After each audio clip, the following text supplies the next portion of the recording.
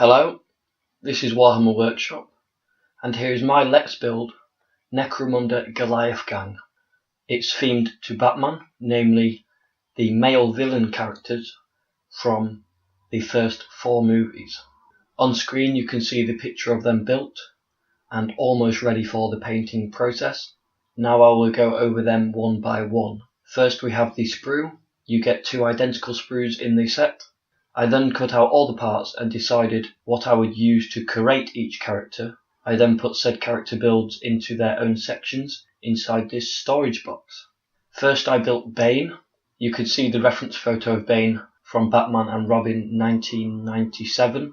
He is glued to the skull base and to a checker piece for more of a base, which means I can move him without touching the model, and it's also going to be used for colour coding. The red zones denote changes to the model itself or from the original Bane, and also similarities. Most notably, he has chains around his hands and no weapons. This was to keep him in character as much as possible, as it were. Secondly, his spiky belt and skull chest button are within the model as well, and I used the face, which is very similar to Bane's mask. I do need to add some pipes before painting. Then I tried to create Two-Face, namely the Two-Face seen in the circus scene in Batman Forever 1995, a Tim Burton production. The first thing to note is the white box. This denotes a change to the sculpt itself, and you cannot see it. It's his scarred face. I actually created the scar by using a tool and scraping into the mould, which you won't be able to see until it's finally painted. I also added his classic dual pistols. One is the revolver type and one is the stub-and plasma, I think.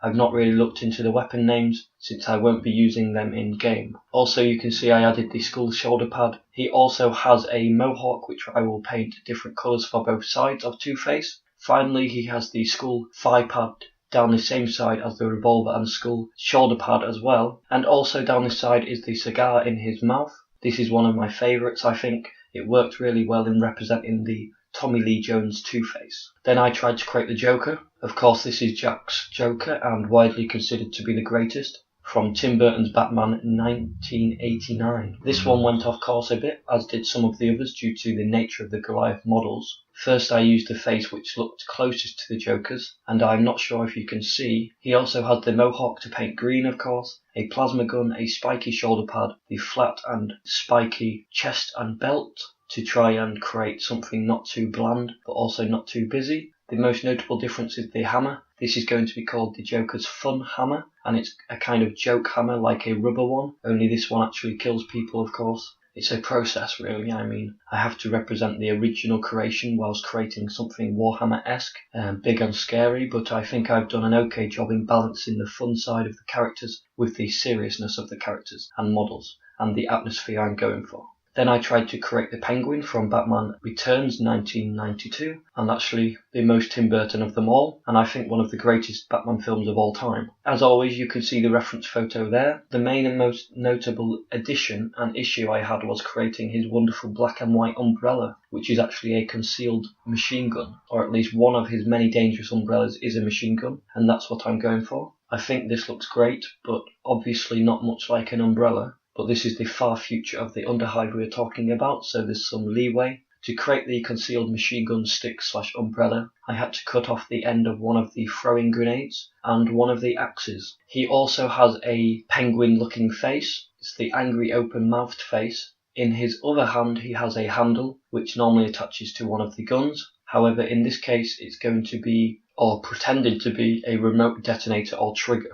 Then we have some other details such as the standard belt, trying to represent his waistcoat, and to create the stature and to somewhat represent his overcoat, I gave him 2 shoulder pads. Next we have the Riddler. The main and most notable thing here is his cane. I helped to create his cane by cutting up one of the large overhead hammers like the Joker's and a small sphere from one of the guns, as well as another piece of handle to create the entire cane. You can't see this, but he also has a very Riddler-like or Jim-like face, and of course a mohawk to paint orange. Then in his other hand I have the throwing grenade, like from the scene where he throws the tiny bombs blowing up the Batcave. So it's somewhat different or off topic, but it mostly ties in and adheres closely to the content. Then I built Mr. Freeze, played of course by Arnold in Batman and Robin. For this I knew there were two features, his weapon, the ice gun, and his armour. Thankfully the Goliath set gave me this and more. To create the armour I gave him 2 shoulder pads and 2 thigh pads. They are the smooth ones. Then I gave him the large gun to be his ice gun. Note there are 4 guns/weapons in total, not glued in place, because they will be glued afterwards to ensure